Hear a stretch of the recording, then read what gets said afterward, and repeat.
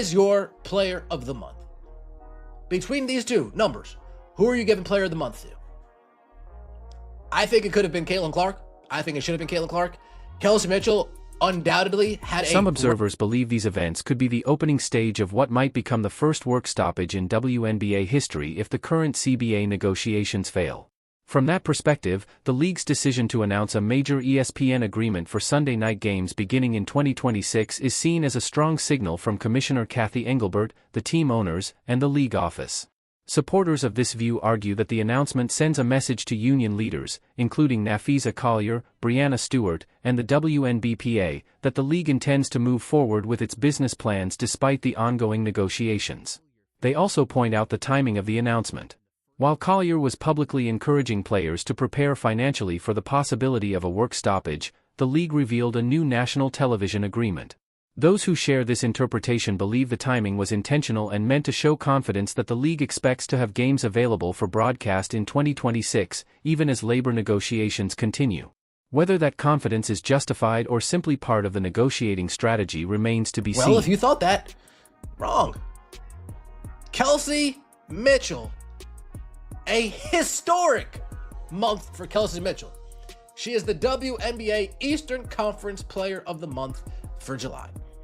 27.2 points per game, nearly 50% Listen from closely the field. to what Nafisa Collier is saying. She explained that players have been encouraged for about a year and a half to save money because difficult CBA negotiations were expected. That advice highlights the possibility that players could face a work stoppage and would need financial savings to get through it. However, not every player is in the same financial position. Players earning the league minimum, around $58,000, may find it much harder to build enough savings to survive a long strike. At the same time, top stars like Collier have higher WNBA salaries and may also earn significant income from endorsements and other basketball opportunities. Because of that, the financial risk of a prolonged work stoppage is not shared equally across the league. These differences could create challenges for maintaining complete unity within the players' union. Some players may be able to wait for a better agreement, while others may feel pressure to return to work sooner because of their financial obligations. Many observers believe team owners are aware of these differences and may view them as an important factor in the negotiations. Caitlin Clark, your WNBA Eastern Conference Player of the Week for the third time this season, going back-to-back. Player of the Week, 25.7 points per game, 53.7 field goal percentage, 9 assists, and 5 rebounds per game. Some critics argue that Nafisa Collier's message raises important questions. She has said that players across the league, from rookies to superstars to middle-tier veterans, are united and willing to stay out for as long as it takes to reach a better agreement. However, there have been public comments from some players criticizing the union leadership and expressing disagreement with its approach. Those comments suggest that not every player may share the same opinion. The reality is that players have very different financial situations. A rookie earning around $58,000 may depend heavily on that income, while a veteran making more than $200,000, along with endorsement deals or overseas earnings, is likely in a much stronger financial position. Because of these differences, it is understandable that players could have different views on how long they are willing to continue a work stoppage. While union leaders may present a united front during negotiations, individual players may face very different financial pressures behind the scenes. Kelsey Mitchell, the moment she found out she was Eastern Conference Player of the Month, Brianne January, ecstatic. She threw a parade outside. This is them. We got an Eastern Conference Player of the Month.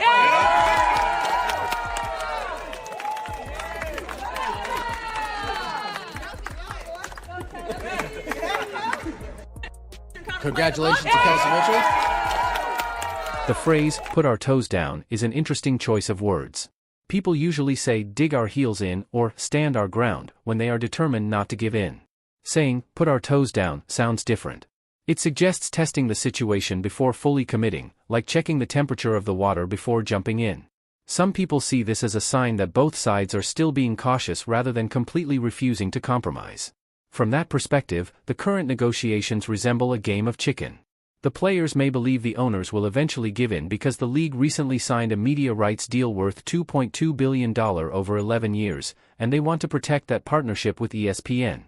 However, others argue that the owners may not feel as much pressure as the players expect, believing they can continue negotiations without immediately meeting every demand.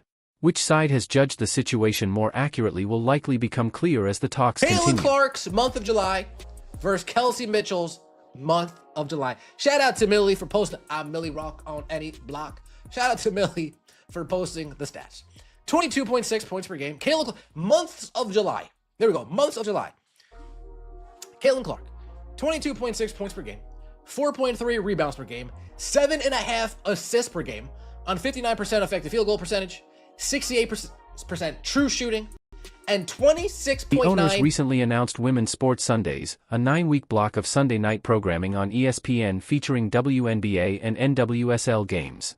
Supporters of the owner's position argue that making this announcement shows confidence that the season will go ahead.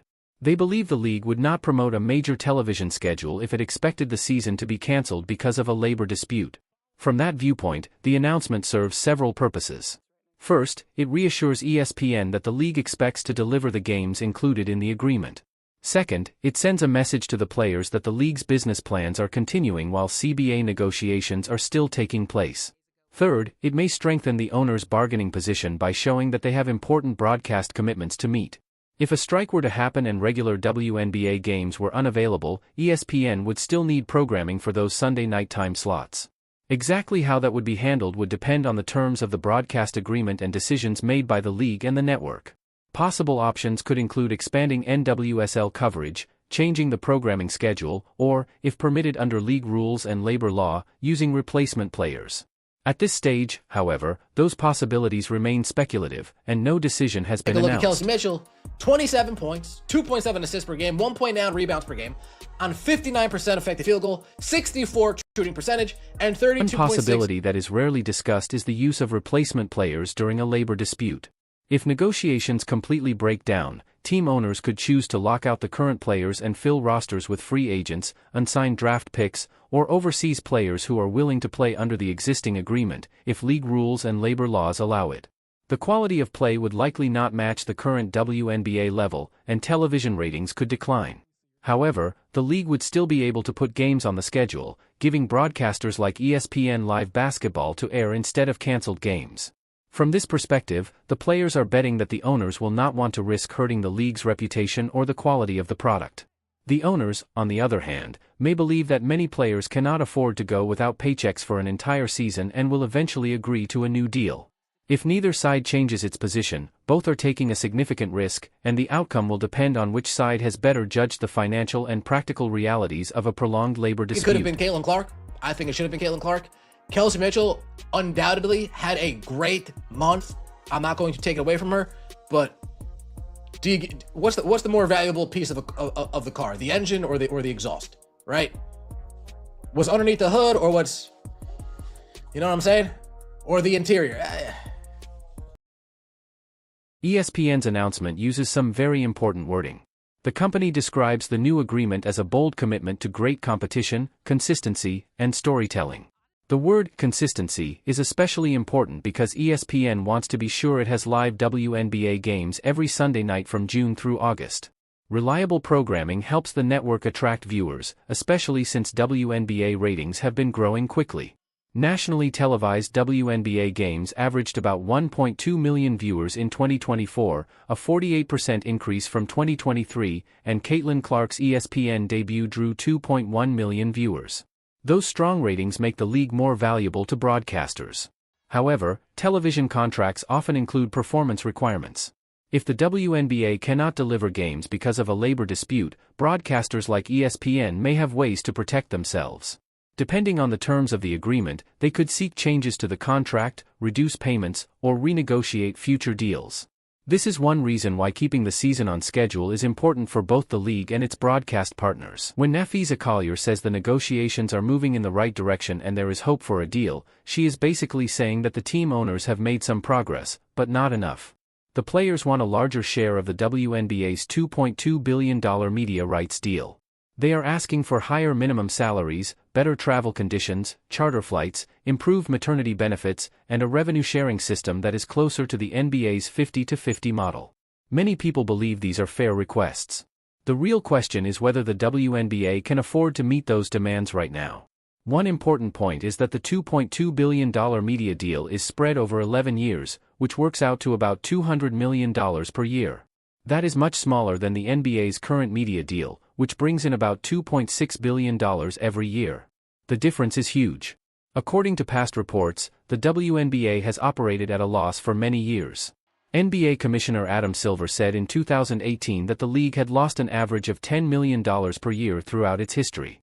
Even though attendance and media interest have grown, especially in 2024, the league's finances have not completely changed overnight. Because of that, the owners believe salaries should increase as the new revenue actually comes in and proves to be stable over time. The players, however, argue that they are the reason the league is growing and that they should be paid based on that future success now. Both sides have reasonable arguments, but the owners are in a stronger financial position because they can afford to wait longer. Another challenge is that not every player is in the same situation. Big stars like Nafisa Collier, Brianna Stewart, and Aya Wilson have endorsement deals and other sources of income, so they may be able to handle a work stoppage. But many other players cannot. Players without major sponsorships or overseas contracts depend on their WNBA salaries to pay bills, support their families, or repay student loans. The longer negotiations continue, the more pressure there could be on the players' union to accept a deal that keeps everyone employed, even if it is not perfect. That may also explain why the owners announced a major ESPN Sunday broadcast agreement during the negotiations. Some believe they are showing confidence that games will still be played and that they have a plan if a strike happens. The owners may believe that financial pressure will eventually push the players back to the negotiating table. It is a tough strategy, but professional sports are also businesses. Owners have invested in expansion teams, arenas, and marketing because they expect long-term growth, but they may not want to spend too much before the new media money is fully available. In the end, both sides have valid points. The players believe they deserve a larger share of the league's growing success, while the owners believe they must protect the league's financial future. A compromise is likely the only solution, but it remains unclear whether either side is ready to make enough concessions before the situation becomes even more difficult. For many players, the biggest question is whether they can afford to miss an entire season while waiting for a better deal. Meanwhile, the owners' confidence during these negotiations suggests they believe they can keep the league moving forward, making this dispute one that could become even more intense before it is resolved.